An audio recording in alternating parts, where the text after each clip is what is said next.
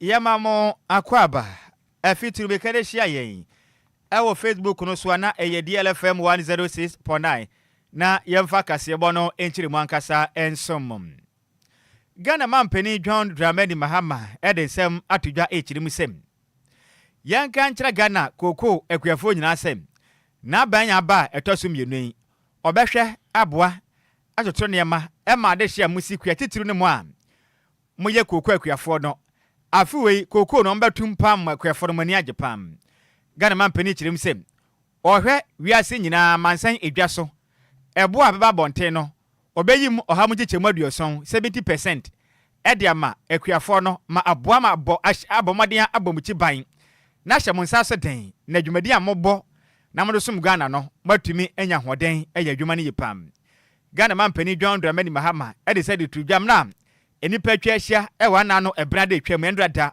na eye kitawonsa bosom ndada toso edunum emfimpim yenu ne aduonu enum aba eye afinum Ghana mampeni said to dwam na thank you to dwumadi ekoso Western North eye mantam nim na Ghana mampeni echiremu sem na ban aya crowd se won homaden aboa makoku akuafo no mobotom atimi aya defiso nim se kwaku akuafo no mo boa pam Ghana mampeni echiremu sem abanyi ba yi watena se adwe wahunu se kwaku akuafo no in fact edu ba bia mo ho kire mpapapa endon ba petepete mo no ba yeso na na kwakwa ye den akate na se mu koko jesa no nom nyina na ha mo pa nanso mu kwaso a ebo adwumaden som Ghana de a odwene mo ho nti ohwe ne mu sem oba ne homaden na afi de kwaku akuafo no ohamugye chemu aduoson no de mo seba kana mo somanya sika e de bo mo ho bra Ghana mampani kire mu sem enye sika nkuto no de be hye mboto na mom no watena se adwe wahunu sem edu ba bia Nhyiraba Kwadwo bi ha kwaku akuafo no pa ubedua koko na nonom asesa aso na ese na omampani kire mu se ba ne sai ha adwen ye pa ne senti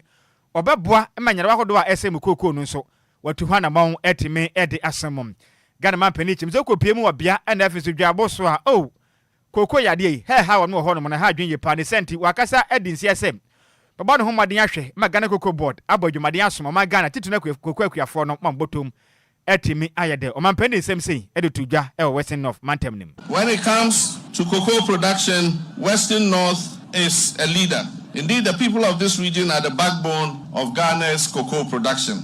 But I'm aware of the hardships our cocoa farmers face: low prices, inadequate extension services, and delays in the distribution of cocoa inputs. And so let me be clear today: we will ensure our commitment to pay our farmers 70% of the world market price of cocoa. The sweat of our cocoa farmers deserves dignity and a fair reward. We've also restructured the cocoa rehabilitation program, especially in Bia and Drabosu areas, where swelling shoots and old trees have drastically reduced cocoa yields. Under the new leadership of the Ghana Cocoa Board, they will prioritize the distribution of improved seeds, regular extension support, and proper compensation for rehabilitated cocoa farms. Any awoti ye Ghana mampeni John Dramani Mahama. Yantwa kasiabone so na Ghana Registered Nurses and Midwives Association e de abetudwa etwemu se eye strike na da ho no ma na omo se omo bekọ no se no ma omo atwe asan esan se eye ade aban ene omo ka biewom no agye atum se eye ntiase omo koye no eye adom be ye nini na ede amawom no musi se gina ye we e wa abro mo ne eye Parliament Select Committee on Health sanso ana Ministry of Health any Ministry of Finance sanso Fair Wages and Salaries Commission for ekohia ye amuchire mu se ya de asese na ban agye atum se ye non basic allowance 8% no be ye e de amawom sanso ana full allowance no samienu we de no be fiti ase aye e de amawom no hwe anim ehun say ya de nurses for ni midwives for no eye niam ehun hia na ya allowance also de ma omo no de ni na be ma omo se ne be ya o metimi edi omujuma sanso ana full allowance ni so chirema eye ade aban na nkasa ebesi gina ye ewo ye rate de be ma omo se ne be ya omo so no ebetimi ehun ni sa aban agye atum so be ye enye de first no omo je no se na aban nkasa ebesi gina ye e de ama omo sanso na osho mo bo se eye ntiase aka nina no de beka mfimpi mienu ne aduonu nsia eye national budget no se ne be ye no so beboa eye nurses ni midwives for no when odi to dwa na oche mu say professional development program say ekoso no ebi to say license renewal so and a 13th month allowance any medical subsidies ni na no obebo modern ahwese ombetimi aye na ohwese ye nurses ni midwives for no so bebo modern na training na ekoso no ometimi aye se ne ebe ye license no mo sabetimi aka enu betwamu December bosome no ewo mfimpimienu ni aduonu num no na deadline ankasa opepo bosome no ewo mfimpimienu ni aduonu nsia nti omommo modern ase ye training na ekoso ometimi aye se ne ebe ye license no mo nsa ebetimi aka no we na ye Mrs. Perpetual Fori Ampofo no ana ye president at the Ghana Registered Nurses and Midwives Association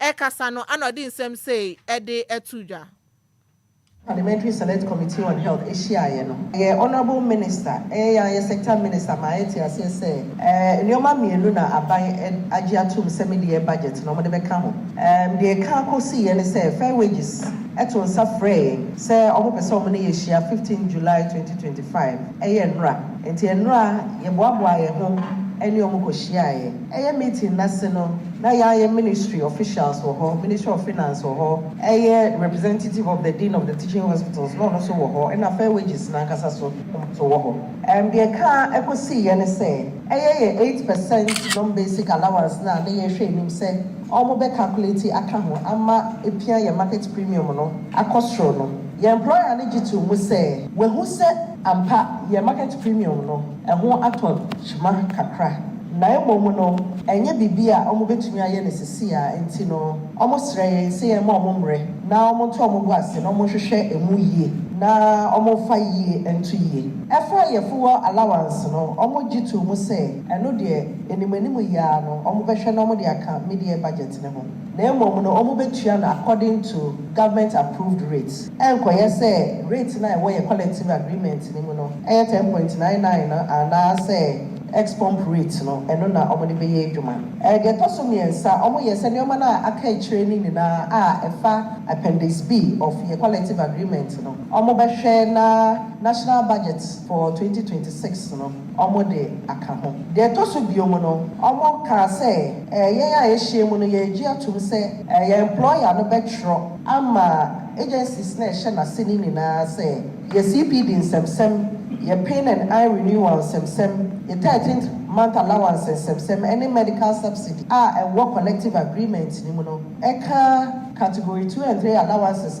fire your general public ones no they fire no omo betro agencies no normal kire omo say omo hwe na omo fa adwuma your employer no so saji to mu say obehwe na your CPDs for the year 2025 ebeboa yen ama ye renew your licenses for the year 2026 no omo behwe na omo aduhu edwuma se na be ya o how na ya fam 2025 no ensign unity in the year 2026 Enwachi ana Mrs. Perpetual de to members nanim so behwe no wahu saban no bebu akonta de ama wom e wo bosho de ahwom na no we no de asida pace ye de ma ye stakeholders no so matimi aboa sa ne be ya press na timi akoso ye na aban age atum say ye ntiase o mokoye no bedi hu dwuma e de ama wom ana o chemu say ye strike no mo so mo kone de o matwe asan International Council no to adwen no National Council no age atum say ensem na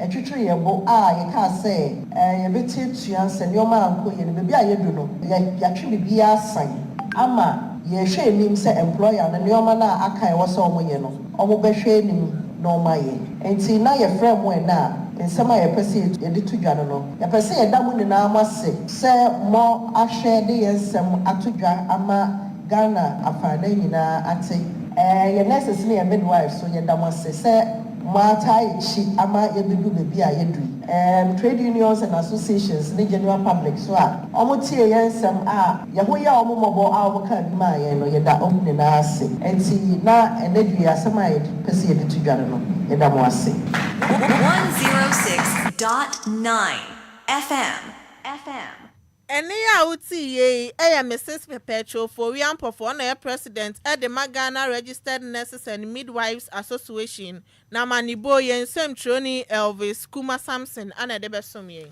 yanto akasebo no so eni yenyira mu awa hone ne ho sensem emu na osoafo no e na ohwe oman Ghana ya ho ne ne eso ne den Ede John Abdullah Gyinapo ede nsem atudwa echirimu am aban a wote abanwa so yi na ni de hopa ya sebe Adwoa Krodom na onya na adwen say the Electricity Company of Ghana yisi jadwumaku no oton ede mankrankre ene anase chinakura enya de aban wadwen ho kwane mum no egusua eyo man Ghana ejapade kura ene dua yi ena John Abdullah Gyinapo efrens entwefo nhyiemum ewo na wukuada kita wonsa bosome na taso dunsia emfimpim mienu ne adunu no mo emra na aban aya hyehye sei ena adwumadi ahodo a asoaso eni die ne dumpempen so momade amebu nkonta na Ghana fo nyina hu de ekoso asoaso eni nyina mu no odin se wodi tudwa na wokyire musem pempen wo hoi wosini pen eyade aban bae watena se ema asoye a ehwe oman Ghana ya ho ne ne ensensem so no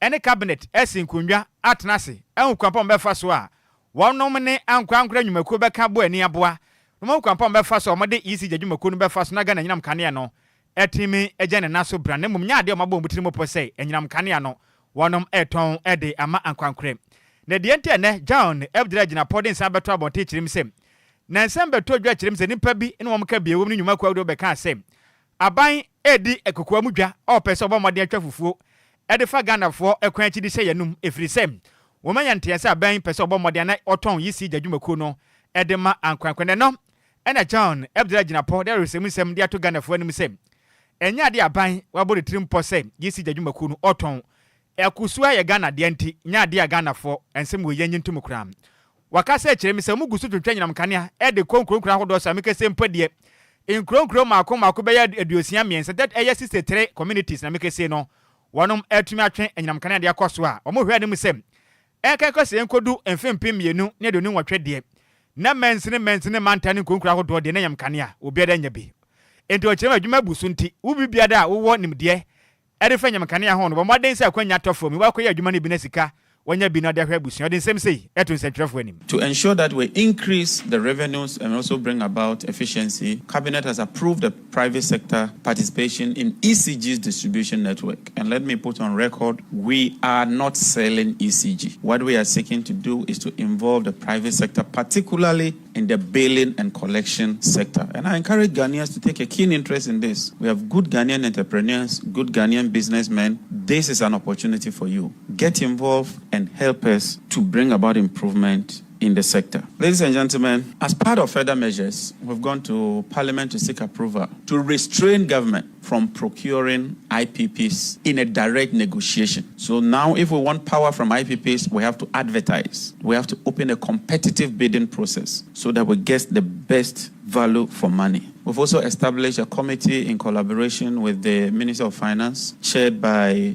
Mr. Ben Boanche, who you all know, very learned, very astute, a man with integrity, to renegotiate even the existing PPAs that we have with the IPPs so that we can make further savings.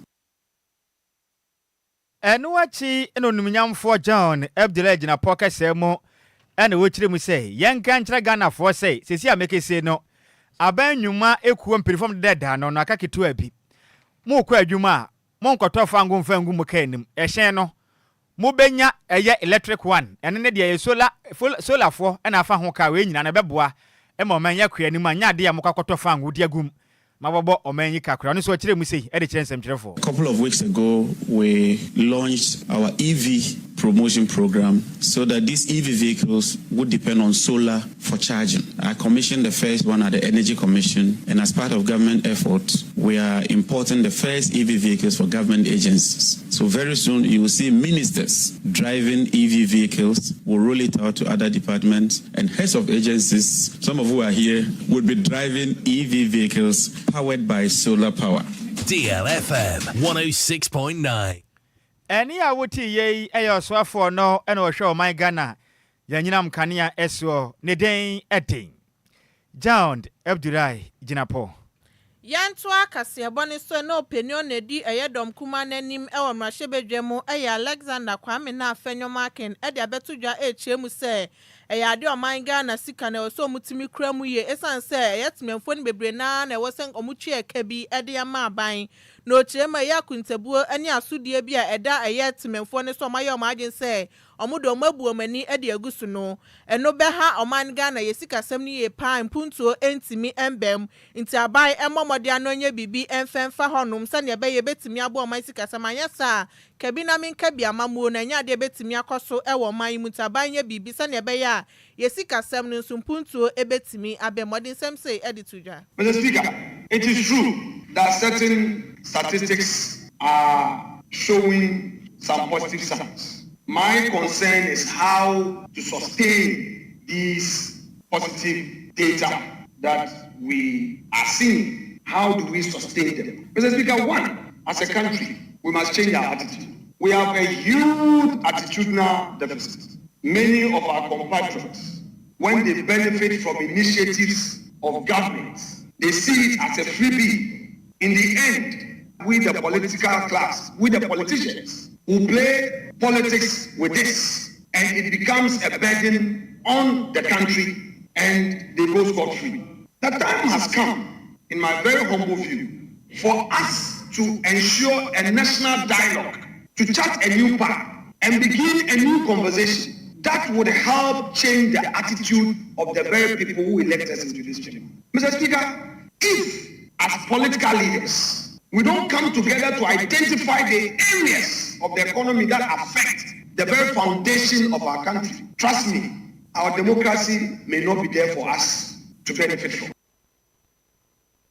Chi ana eye afanyoma Kennedy tuja na oche mu se yetimemfo ni bi omunya faso pa wa ban ye ba ye na yedwumekwa hodo amudi begu amudi betu dwa no ebi ti se eye omampani Dada Rollins eye poverty alleviation fund ode ba ye no timemfo ni bi enya sika free mu omaye omagen se nya de ompeso omunchie sika no sansa na ye mass clock eye initiative a eye omampani Dada Kufon so de ba ye no omaye omagen so omudi sika na nya de ometwa ne no matwa na ochina eye omampani John Dramani Mahama pen so ba ye no yade a odidwumeko bi ba ye no so timemfo ni bi aye omagen se ye de ometwa na ne omampani Dada na na de danko Akufo-Addo so ba ye no didwumeko ahodo ba ye nka be bo ye timemfo no sika omodi aban ni no mabuo mani aguso ompese ombetwa eye se sika no taban momodi ano hese ombetimi agigigi sika no se ne be ye be bo na oman sika sem no so no etimi akosoro. The attitude of our own people must change. Mr. Speaker, I am not shy to cite some examples of interventions by governments that have gone waste. Let's go back to President Rollins, Poverty Alleviation Fund. Those who benefited, did they pay? Kufo came, he continued. Kufo started Maslow. Professor Mills continued Maslow. President Mahama, Chapter 1, continued Maslow. Akufo-Addo, continued Maslow. Even introduced the NEIP. How many people benefited and paid? We buy them the tractors. We buy them the aboboya. They take the money. Do we pursue? Because if they don't pay, and because of politics, you also don't pursue because you want them to vote for you again. And there is no positive attitude, Mr. Speaker. This country will stagnate. It won't go anywhere. Eni ya wuti ye aye Alexander Kwame na afenyoma kinono na ye openi odadom kuma nanim ewo eyemra shebedwem na eyamanibo yensem chironi Alimatu Abubakar dodo na friend Hajia Sweetness ana de besomye yanto akase abone so eni yankwa so anyire mu ewo domkuma ma shebedwem wonom akache na make se domkuma no ede asem ede atudwa sei yanka nkyira Ghana mampeni sei Dr. Hannah Louisa Bisiu Kotei ono oye National Women's Organizer Edema National Democratic Congress NDC amanyu kunda finso me wafase Marik Basintali ono ye Acting Chief Executive Officer Edema Youth Employment Agency YEA papa ina tanom wanu mu kiremi say esu bia o madan na die ni am fat nyankopon nim nukura ni obonsematiko boni akoso basa yakoso o machi nipa asibram no e wo mra abato akoso ablekuma not abato no mu na enipa mienu wei eje o mani ebo o nsam in fact na nipa wei enya de do mbu man a ebe ye kura the India am kuma de nsɛm de to dwa ne nyina ne sana no fia de atwa mu na ye kita wonsa bo so de to so du ba ko ɛna abato akɔ so awa blekuma not am kɔ pa ma se bedwane no ɛna aka ne ɔsoafo no hwɛ ɔmanga na ɛnam Yesu ɔno kura yɛn so no ɔyɛ ma se bedwane de ma de hia wɔnom go awutu senya east onimnyamfo Hawa Mavis Kumsin omo chene ye ne ho adwuma yi pa musibira ne papa mo no ahu say yes in fact ne ho ababa no na mra se woto dwa pe ena nipa mienu we ba bonten be kan say oh Mavis Hawa Kumsin watwetuo pen wa brand sifo pen ti we de aburu we kura de yesu a wo ma gya ne kura kese mo hwe ne bio kura ka ho kura na no ena na dem kuma fansam trefo ne wukua de na mu kire mi say hey entimu ndc amelio kodi sa na mote Dr. Hannah Louisa Bisiu oba pa ne ntu ni abadaye ka prekura ni ya hwe onyonko ba prepra ne sa odafam ne atiatia unua ba ya ase wani age uba onsem ma me ye widini endini pese ye dini bu ma yenye ye kura ni Ghana mampani e be ya pam ne fira ban mu kura wani mo sa kirem se Malik Basentari super pay bone woni trim ono na kofra manti we de mu firi atifide mantem ba ye be bura manfo owie ye obone nsem aginani nti we ye dini bu man wani mo kirem se sabe ye betra man mu e ma nipa bi adibone aburu nipa atete nipa ya sene aboyensan mo mama adwuma ye de na o man ye kwa na se ba mo kirem se aban pam wo monte sa de a e ba ha dwen e wo manyim. The most disturbing aspect of the Ablekuma North violence is not just the brutality itself, but the deliberate endorsement and celebration of these attacks by senior government officials. For example, Dr. Hannah Bisu, Louisa Bisu, National Women's Organizer of the NDC and CEO of the Minerals Development Fund, provided perhaps the most damaging response with her statement that violence begets violence, quote, end quote, and her suggestion that the brutal attacks were somehow justified. Even more shocking is the Facebook post by Malik Basintali, Acting Chief Executive Officer of the Youth Employment Agency and Deputy National Communications Officer of the NDC, who apparently celebrated the man who attacked Honorable Mavis Hawa Kumsun with a disturbing declaration, and I quote, "From today, I name him the Flying Python." End quote. Sorry, he shall be, quote continues, he shall be in charge of the 5K Air Force, end quote. This grotesque celebration of violence against a former member of parliament represents a new low in Ghana's political discourse. Both officials hold senior positions in President Mahama's government, and their inflammatory rhetoric actively undermines Ghana's democratic institutions. Their words embolden further lawlessness and signal to potential perpetrators that violence will be excused, justified, and even celebrated by the governing party. Ai bonia kosoma ya buri nipa mani agi bom nsem we de bumai na nakwakra mo no na wasan ye kire musem omu musem na abato no kwaso Ablekuma not abato mpesu aso no ene mpambra kwaso okuru manya nsem kuma na mo kire mu a nimpa pi na ebo si ya bura mpp fonte o mani agi efen so ahomba ko de se Ghana Post Service kam mpodie kam boban ege ban se basabasa yenkoso na mo so mo de ho agim na mo buru nsem twerefo ebo amanyukoma o mo kire mu e ba ne si o man Words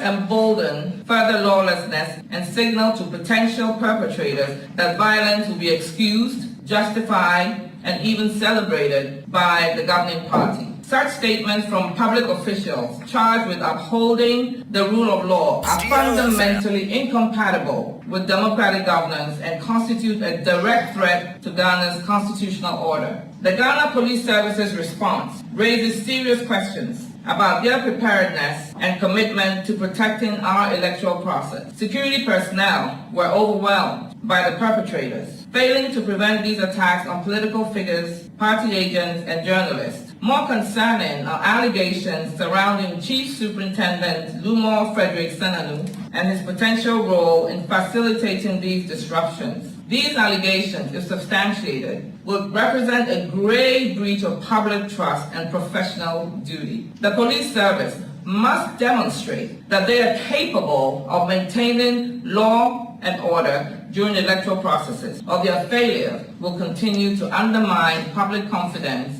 in Ghana's security institutions. I say a soldier for near positive amwa. Mamma nya dwuma de a ebedu be na beje ensem wo mayimu. Na de ogia dom kuma na nim kasa ye no ono ene ye etiwa west mas betwani ni den ede Violet koko in fact me wafa city brofo ne brofo ye me depa ko fitele boy born nsem go fia ma no ka brofo a nya agrokram na yenyina we so na yankenka ma dwenchire ne sika na wasra ne brofo ye depa ne brofo ye depa se Donald Trump maka je nso ma fa me wafa si we nko na no brofo na no brofo esineku na no brofo ye depa na we free matter ponsa na o kire mi se ka se bu ne mu ode se ye ohwe life edi free gbe kire US na DLFM news ndi number 1 ye da se Kofi Parliament o chim ko board fo anya sika buka o mu ji o mu ni da ka kese ne koku akurafo huna mane munye bibi mfa hu odi free aguna bobi kuma apa abanya ka so beboa wo no mti ye ntwan ye hwe ne mu pega kire mu se PG fo no maska mo wiase nyina na kratch na dai odi PG tutu eni se hu na dai ye ma yose bana o ka se mu ye wate Master Pana Junior Kentampon so de abana o kire mu se ka se bu ne mu de pa de aka na de ajo ka kan yo men kan da o me wafa se baba ma ha ma obo ase na o kire mu se by now de Ghana phone nyina neglected them modi amanyose na menkan Richard man no chem say good evening to Sammy B ni Adwoa Agyei Sikapa ka se bone mu ada pod ya se na adwuma pa ya pa ya minchira ye mpipa na Richard man BB ena odi ba BBF ho BBF gbetire soja line odi ba BBF meda se pam na Dora ya Agyei Agyei na o chire mi se eye hawa komisin o deserve so mobo na odi minnim oba utrimi ya din se ekura de mehu bi kura da ya bo nyonko bente sa ya ode se ya bo no nti o deserve se ya mu ni bi nyonko da no da o na da o meso mu no se yankopon ote ase na mukoso we ehhehye Ghana ne ya ba won chan asem ni 30 seconds na yenkokra ne nyina ne sa Alexander Fonyoma kan dom ketua no ba no dini o kire mu a abanya abeso mo man abakwa mo ba o mo de ya poverty alleviation de ba o mo ya hyehyɛ se ne Ghana fo maje bosia mo baje bosia na muntua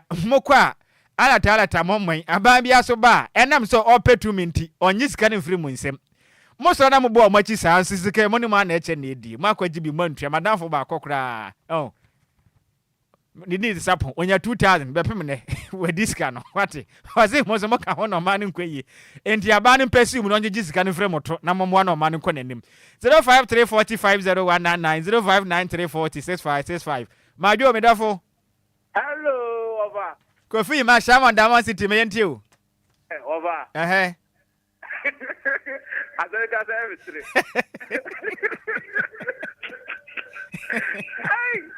Ase mo se muji sika ni di mo ntua.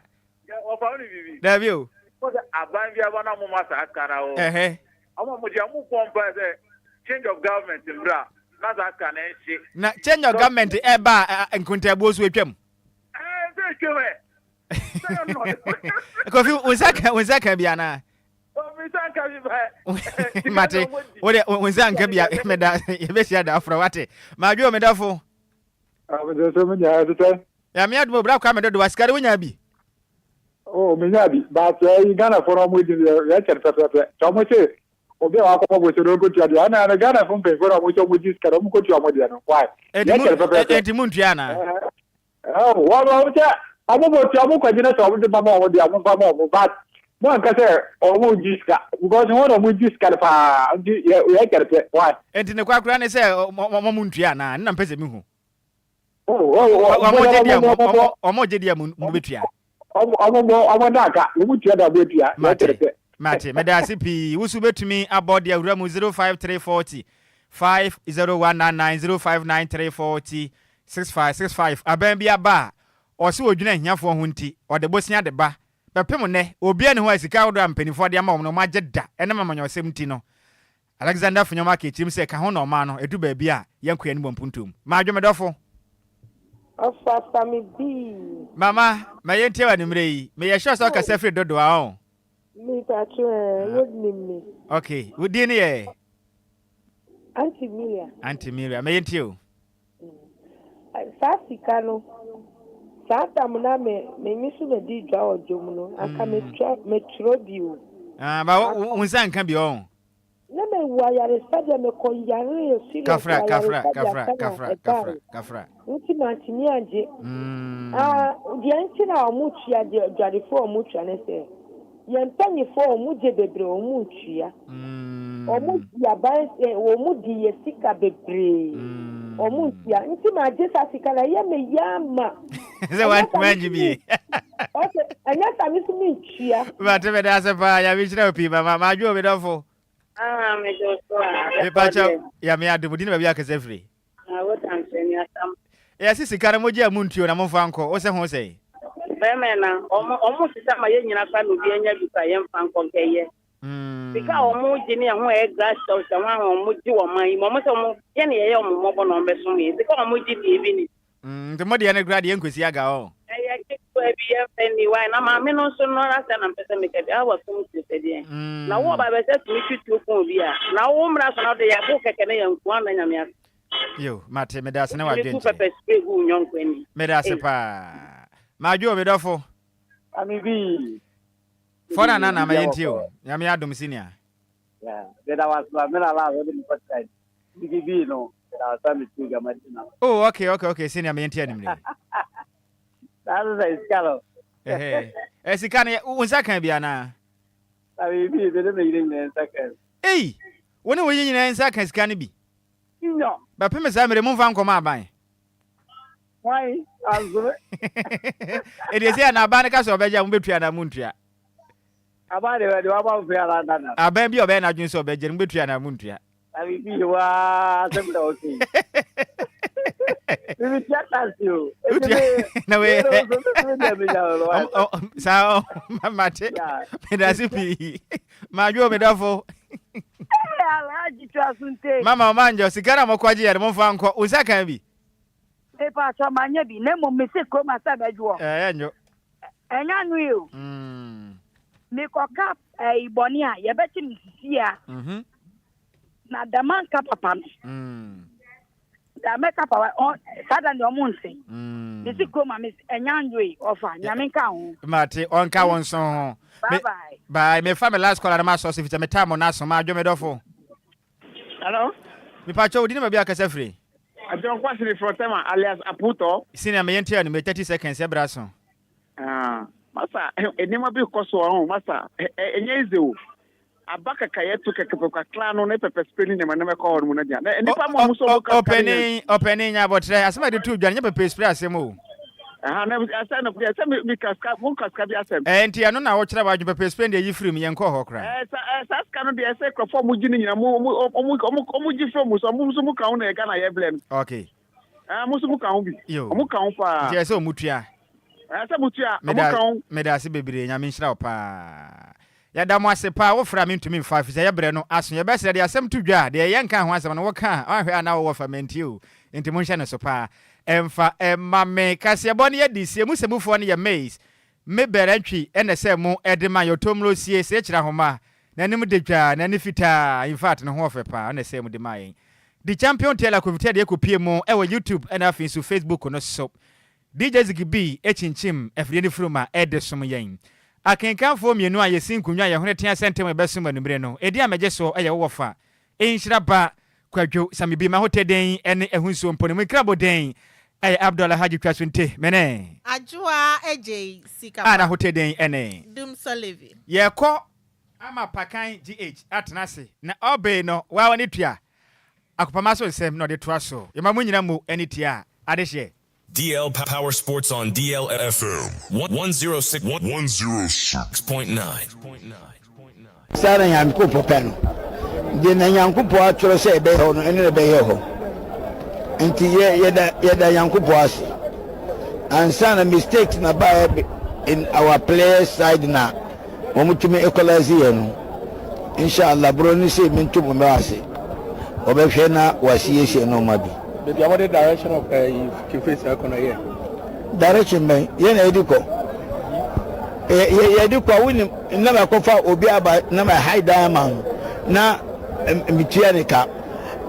Kind of you are journalists, some of you don't you are doing like you don't go to school. Direction man. I'm taking Kife's to a good direction. We thank God.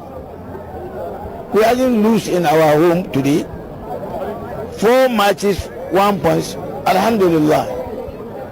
You are taking yourself for bad direction, action, bad caution.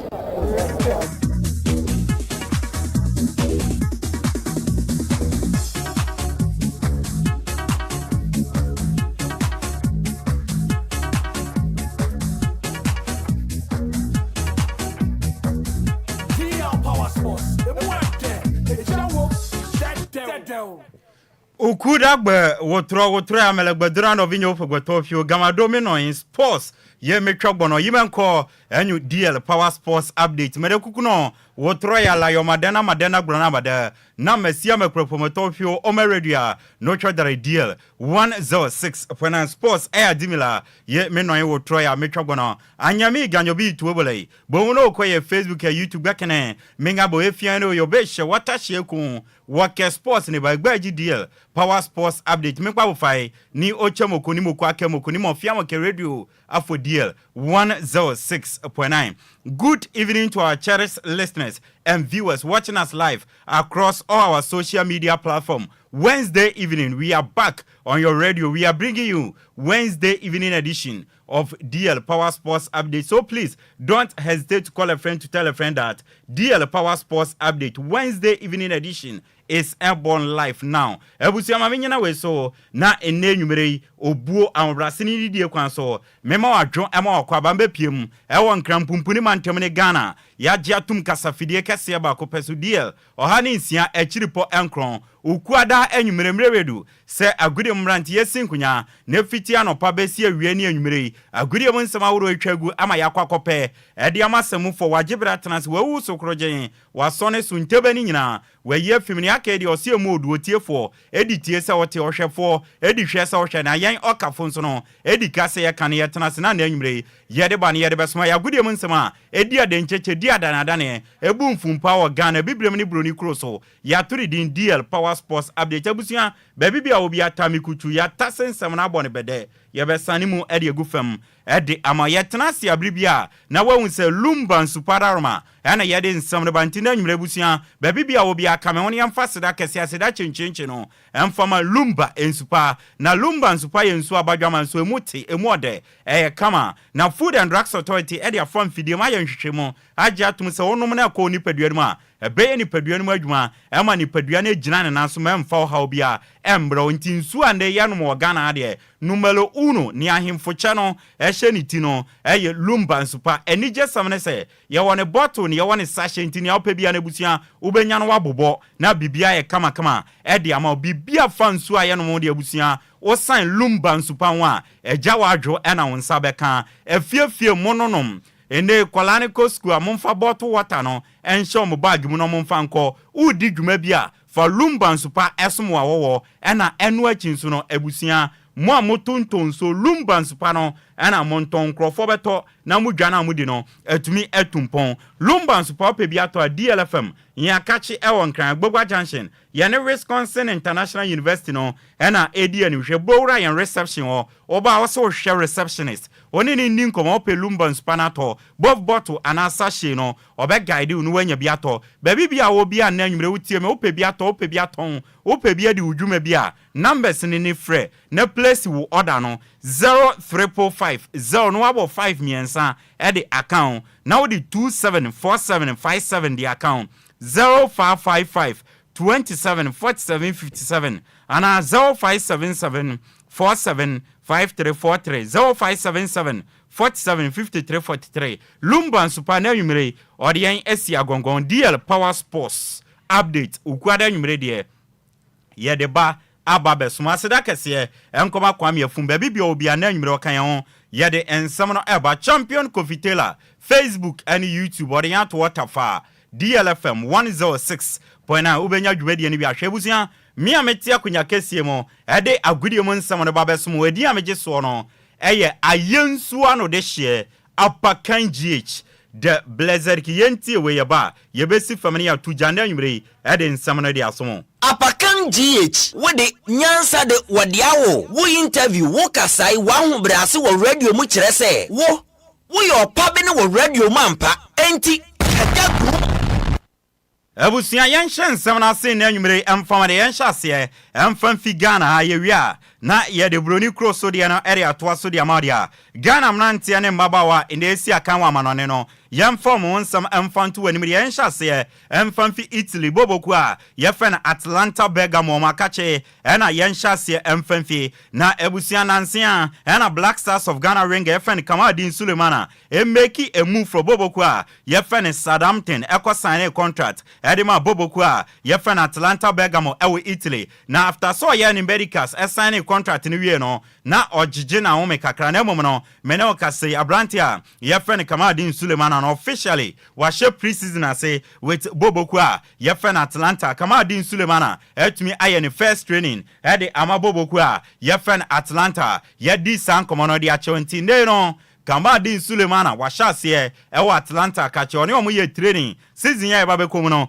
obejina go pramano so esi aka ni amaboboku a yefen Atlanta yede enwon samde asomo na uremo ewa abrantia yefen Christopher Babonsu akache a nanse ano no so make move from boboku yefen KRC Genk akache ewa Belgium Pro League no ade na ni chemo ewa Saudi Arabia boboku a yefen Akwadesia akache na ene eno officially no or the pen esi nkrata so sign a contract no ade man boboku a yefen Akwadesia antishanes famame say ene officially no Christopher Bonsuba was signing official contract ade amaboboku a yefen Akwadesia was Saudi Pro League no 4 years contract until June 2029 abrantia yefen Christopher Bonsuba assigned yama Akwadesia was Saudi Pro League no yede sankomo twetwe no atumi ede atowenim na uremo ewo boboku a yefen Hazakes Ladies akachia no mo ababa wabi yefen Messi atobra na officially ni Messi atobra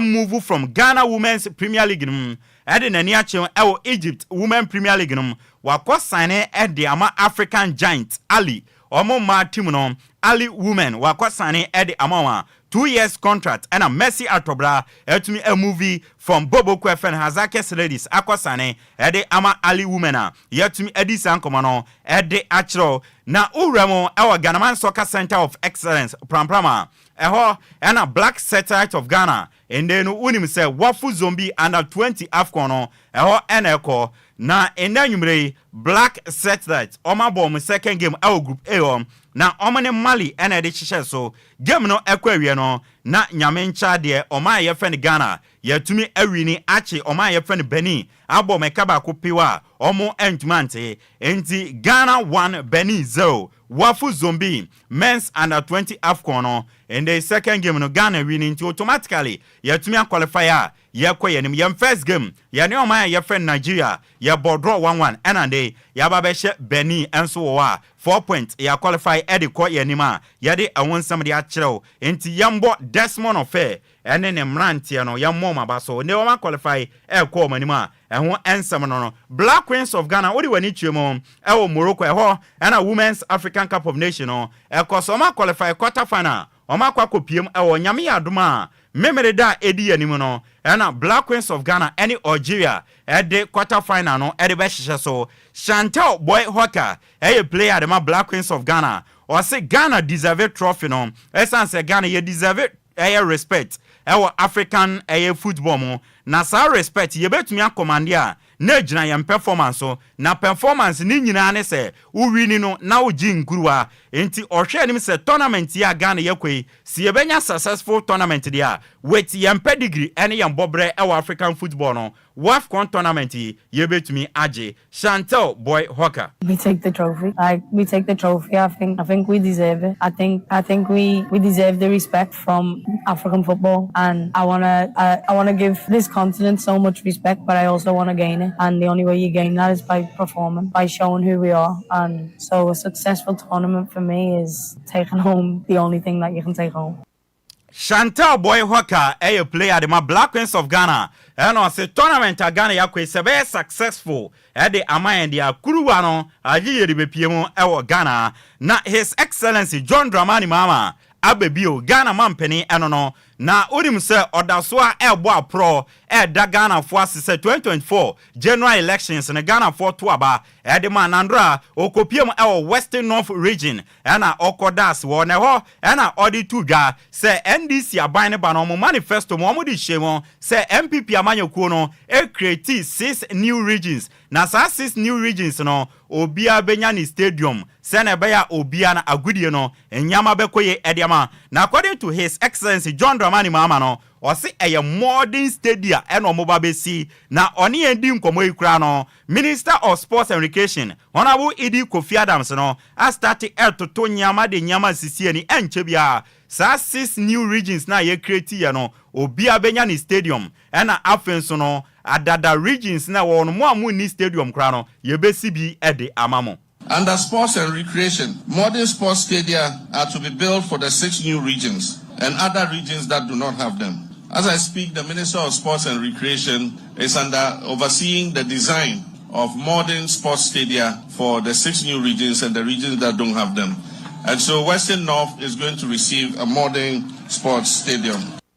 His Excellency John Dramani Mahama ya Ghana Mampeni and Watson and Kase Western North regions any 6 new regions any other regions are stadium munibino and ye osimwe atadwemati de enchebia ye besibi ede amama ye de wonsam ede amao na ne emra foforo a eba ene se Ghana Football Association akotrase akoshe mra se uye team ewo Ghana ha ye benya standard player salary cap se ne 1000 Ghana team bia wo Ghana went to men to your player crack cano e se utua 1000 2000 5000 any above went to men to your unya license and mobile ewo Ghana ha na nana odro safu aka Sibosuro GFA ESCO member any yanina no odro safu di nkomani yebisanse na no odro safu sa standard player contract uru ande modiaba no ene daben ene hyasie na hyasie kra no adwuma na ebeye no adwuma ben pa na ebeye aboa yem football no na no odro safu kirekire mu e wo de kire mu ne yente asie members complaints about contracts. They've also seen contract, and it's like contract and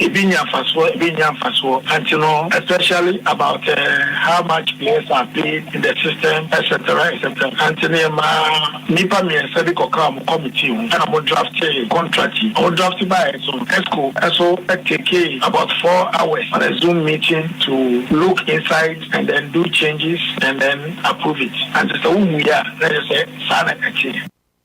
Na no dro safo na chechem sende GFA no ene clubs na hia oma ye bibia awie standard player contract rule no ye de be adwuma wo Ghana ye be set a standard player salary cap e de ato we team na untumi dia onya ready say in football no obebo bi na we me bompa say be call from be 5000 and above ye players no they deserve better e wo Ghana na no dro safo ye mbisa o kase moko tenase na mudi nkomoyi clubs no mo kan bi team owners no mo kan esanse o mo no mo betua players ni ka o enti moko hye mra bi se no mo nkan o mo bubefu mo hye mra no na no do safu mamimisa na club owners no team owners no mo kan bi ana DFH and then go for buying. And again, so they went, they had to do a club owner. So we said, get you on the super club owner, someone will be a club owner, and one person more. That I cannot remember.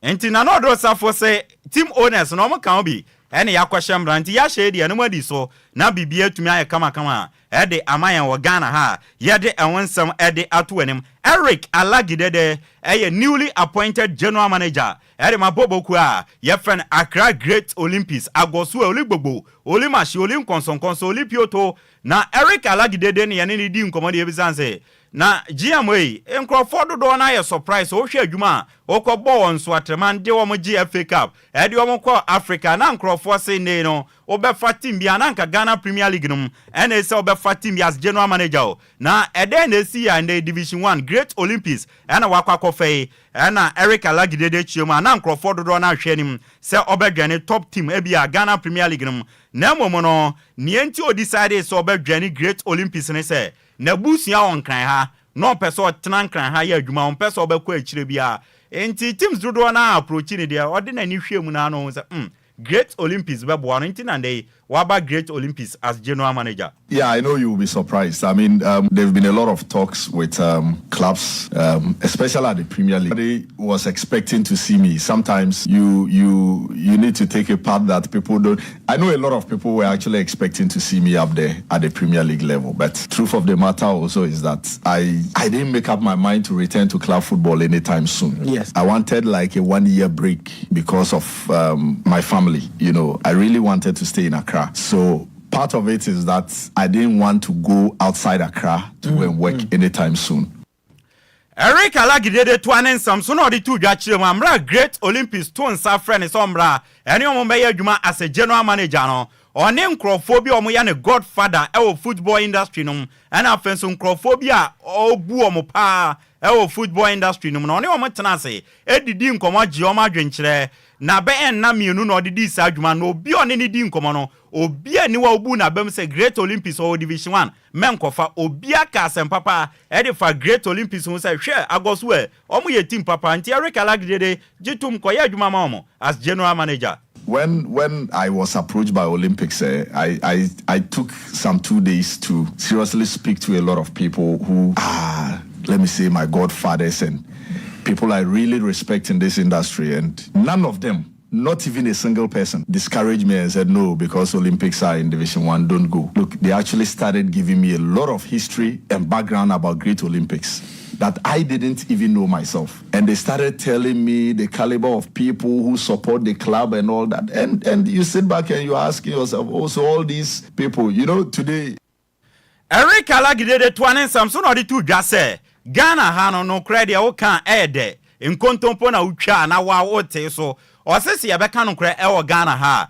Uyi Kumasi Asante Kotoko. Any Accra ha to folk if you are. The third best club I bet me aka wan sem wo Ghana no a Great Olympics esan Sunday 11 wise yenim baby omonenam Azakes yenim baby onenam Ash Gold nso a team nagu into Ghana had there emprempren on yen kasa there open the third best and big club our Ghana ha untumi nka enyi Great Olympics. For me, the third biggest club in Ghana football currently, Wise is gone because 11 Wise used to have a lot of fans. Now you talk about Olympics, I mean, you would have said Ashanti Gold, but Ash Gold, as we speak now, it's nowhere to be. And for me, I think after Hearts of Oak and Asante Kotoko, Olympics is the third best club that you should be talking about. And Nekra Eric Alagide, Great Olympics, manya new management, Wabas general manager, Yamusa Mr. Kwadwo Fiano Abba, and a lot of people and Abba.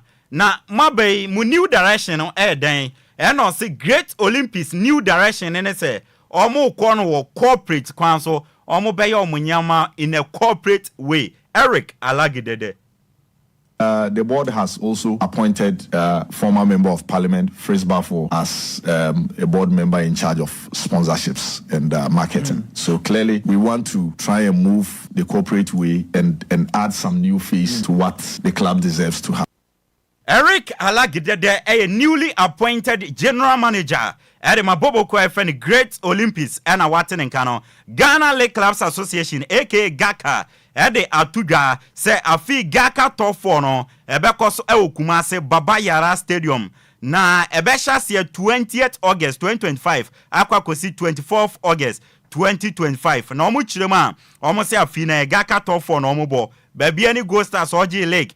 Heart of Lions or Tossimi, you know, Asante Kotoko Tossimi and Heart of Folk at also 9. Sa teams and 9 way, and a fee Ebebo Gaka top for no muchema, GH1 TV, and no more broadcasting right no, to me at the Amano. Unim say, Enchebia Kumasi Asante Kotoko, Adwoa Agyei our South Africa, not Toyota Cup, no Makwakobo, Omone Kaiser Chief for South Africa, and ebe to me Akwakobo. Na enewuram Kumasia, and then on KNUST Basic School. And a Kumasi Asante Kotoko ne Kaiser Chief nyina eko PMO eko di dwuma almost next generation no omo ko inspire school for na afenso no and then no Toyota Cup na beba so no omo ko pa hontuma na lawyer Safuduku na kasa edema Kumasi Asante Kotoko odi nkomo ewo odi tudwa se obepiem ewo Africa ope one of the giants na untumi nka enyi Kumasi Asante Kotoko emfim na afenso ba Ghana ope the best club there. Eno ani Kumasi Asante Kotoko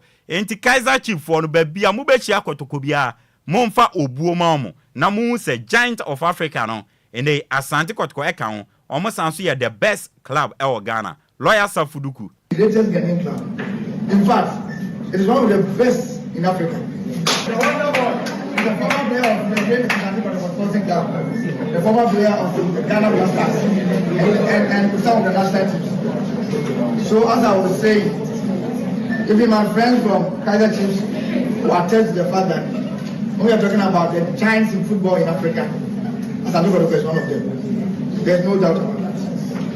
So I would advise that even as you study, you bear in mind that you have another responsibility of helping to promote Asante Kotoko wherever you find yourself. And I'm sure. Lawyer Safuduku Kasadema Kotoko no Watin Nkano. Siyabonga Novete, a legend, Edema Kaiser Chief of South Africa. Ono su chirema oba oba Ghana any Kumasi o receptionist Kotoko ede amom no reception o fine bibia adida na kwem Kotoko for any Kumasi for amom Kaiser Chief for no nice reception na is back say waba Ghana Kumasi wabobo wa enti wasaba back Ghana Kumasi nice being back to Ghana and the welcoming here as and it's so nice, as a person who come from South Africa, even though I've been here to come as an Accra, but with the national team, I know I left everyone in tears in that game, especially with the quarterfinal. I remember it was the Ghanaian Nigeria Africa Cup of Nations, and it was not so easy to take. Siyabonga Novete, a legend, Edema South Africa, and a Watinenka. Kumasi Asante Kotoko, our Valley Abrantia friend Lord Hilary Adabo from Samates, 3 years, and a Kotoko Asani Abrantia, your friend Lord Hilary Adabo made for day from Bobo Kwefene Samates, 1996. Kumasi Asante Kotoko Nano, Omasa on Valley Abrantia friend Philip Amo, or your ringa, Omasa from Division 1 side, New Edwiase. 3 years and Omodiama Brantia, your friend Philip Amoa, Yadewonsam, at the amount, Heart of Folk, and golden kick, every bibia, center back, your friend of Baba Adamu, Wayani Medicals, Eddie Amahas, and Chibia, Obesani, 3 years contract, Nahas Apa, and on to Manti Baba Adamu, Efi, golden kick, Cabesina Kain, Eddie Amahas of Folk, Samson, and Bobo Kwa, your friend Vision FC, or former player, or a central defender, your friend Ali Muhammad Has. Any Abrantini Dinkomo, say on Betuma signing a Yadawonsam at the amount. Newly promoted Ghana Premier League side, Swedro All Blacks, officially Omapao, Egyptian coach, Yefreno, in the Ahmed Ibrahim Fati, 39 years, Omapao as new coach, and Afensono, video analyst, IFN Mohamed Adilino, on Somapano, on to my 2 years, and Omodiamo Munina Somombra, and Mayer Juma, and Fa and Mamo. Abusian for feeling senior monitor. Ewo amanone na yenkwodia yensha semfan fiboboku a ye friend Chelsea the Blues akache na orem ewo Chelsea the Blues akache a Senegalese striker ye friend Nicholas Jackson no Chelsea echiremande Liam Delap aba sanso na ende no Abrantia ye friend Pedro yes Jao Pedro munyina aba enti no nia ye die ese Nicholas Jackson no ope baby fa enti team biba Naskani ya omobetono ni amete and it's a bobo kwa friend Manchester United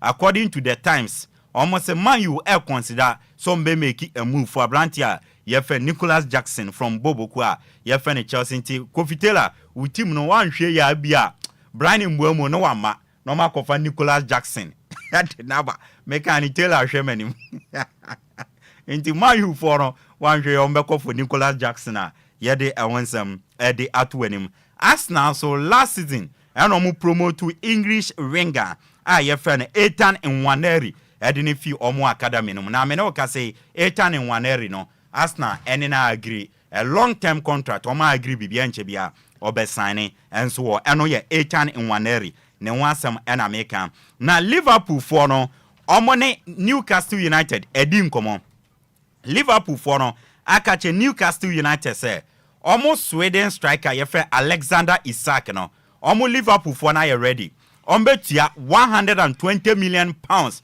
at the amount normal for Brantiano na Liverpool for ne cars asem ne che Newcastle for no omo nkasa na Liverpool for ne twen say Newcastle for no be kasa an ye beton no say Liverpool for ne kasa ye beton na omo di scan be ko normal ko fa brante no na Newcastle for ne kasa omo nton ne dia bobo ku a ye fan Liverpool for say ombeko Entram Frankfurt akache na French striker ye fan Hugo Ekitike no ometumi akofa na ba nti Liverpool for omo pushi se ombenya new striker either be Alexander Isak ana Hugo Ekitike a ye de enwon samde ma na sena mpene for kano kuya 4 year adwuma opon Spanish versatile player ye fan Lucas Vazquez after 17 years we're winning 23 trophies at the Real Madrid.